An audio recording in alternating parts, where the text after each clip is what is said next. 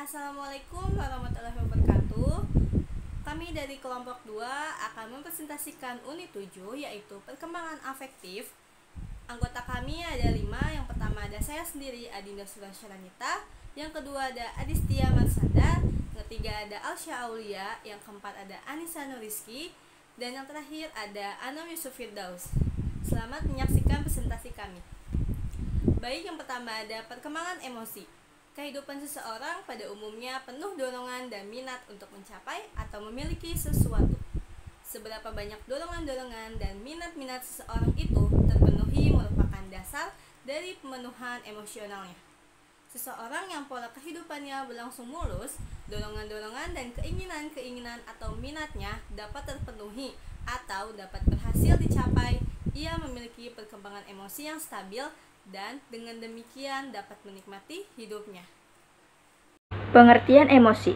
Perbuatan atau perilaku kita sehari-hari pada umumnya disertai oleh perasaan-perasaan tertentu seperti senang, gembira, cinta, marah, takut, cemas, dan benci yang disebut sebagai warna afektif. Jadi, emosi adalah warna afektif yang kuat dan ditandai oleh perubahan-perubahan fisik.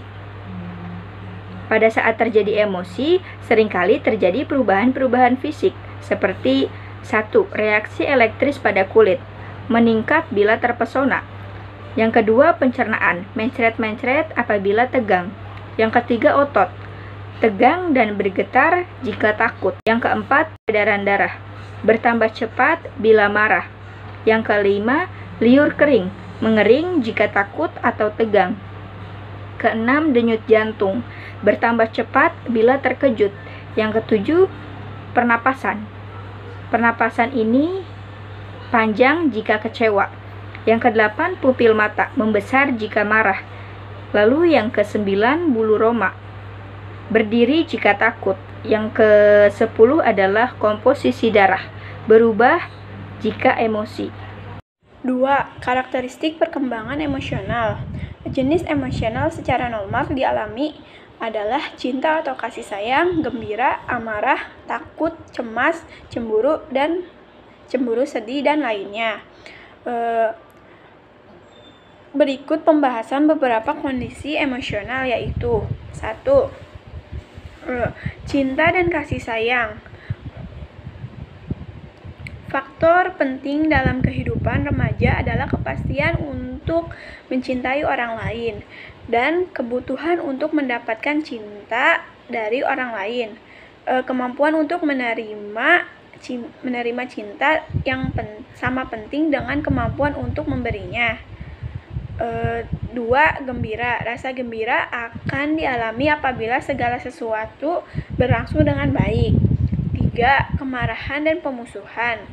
Rasa marah merupakan gejala yang penting di antara emosi-emosi yang memainkan peranan yang menonjol dalam perkembangan kepribadian, karena melalui rasa marah seseorang mempertajam tuntutannya dan memiliki minat-minatnya. Yang terakhir, keempat, ketentuan dan kecemasan. Perasaan takut ini disebabkan karena adanya kejadian-kejadian mengancam atau membahayakan. Selanjutnya ada faktor-faktor yang mempengaruhi perkembangan emosi. Perkembangan emosi bergantung pada faktor kematangan dan faktor belajar. Kematangan dan belajar terjalin erat satu sama lain. Contohnya seperti rasa takut dan rasa cemas hingga mulas saat berada di depan banyak orang. Selanjutnya ada perbedaan individual dalam perkembangan emosi. Meskipun pola perkembangan emosi dapat diramalkan, tetapi terdapat perbedaan dalam segi frekuensi, intensitas, serta jangka waktu dari berbagai macam emosi. Dan juga saat pemunculannya. Perbedaan itu sebagian disebabkan oleh keadaan fisik anak pada saat itu dan taraf kemampuan intelektualnya, dan sebagian lagi disebabkan oleh kondisi lingkungan. Selanjutnya ada upaya pengembangan emosi remaja dan implikasinya dalam penyelenggaraan pendidikan. Cara mendasar adalah dengan mendorong mereka untuk bersaing dengan diri sendiri. Apabila ada ledakan-ledakan kemarahan, sebaiknya kita perkecil. Ledakan emosi tersebut misalnya dengan jalan tindakan yang bijaksana dan lemah lembut, mengubah pokok pembicaraan dan memulai aktivitas baru. Terima kasih. B. Perkembangan nilai, moral dan sikap. nilai-nilai kehidupan adalah norma-norma yang berlaku dalam masyarakat. Misalnya adat kebiasaan dan sopan santun. Moral adalah ajaran tentang baik buruk perbuatan dan kelakuan, akhlak, kewajiban, dan sebagainya.